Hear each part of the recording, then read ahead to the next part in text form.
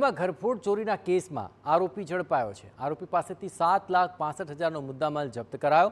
આરોપીએ અહીંના યાદવનગર વિસ્તારમાં આવેલા મકાનમાં સોનાની વીંટી અને રોકડ રકમની ચોરી કરી હતી। તપાસ દરમિયાન પોલીસને ચોક્કસ કડી મળી તો દિગ્જામ સર્કલ પાસે રહેતા 19 વર્ષીય યુવાનને ઝડપી પાડ્યો હતો। આરોપી પાસેથી પોલીસે ચોરીનો મુદ્દામાલ રિકવર કર્યો। પકડાયેલા આરોપી સન્ની એ રીઢો ગુનેગાર છે અને તે અગાઉ પણ જામનગરમાં સિટી એ ડિવિઝન અને city C division police station વિસ્તારમાં ચોરીના ગુનામાં ઝડપાયો હતો।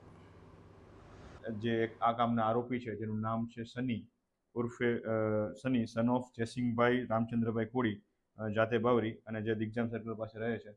આ આરોપી મળી આવેલો હોય અને તેની પાસેથી આશરે કુલ 7,35,000 રૂપિયા રોકડા તેમજ એક સોનાની વીંટી જે 30,000 કુલ મળીને મુદ્દામાલ જેની કિંમત છે 7,65,000 જેટલો ચોરીનો મુદ્દામાલ ઘરફોડ ચોરીનો મુદ્દામાલ મળી આવેલો હતો।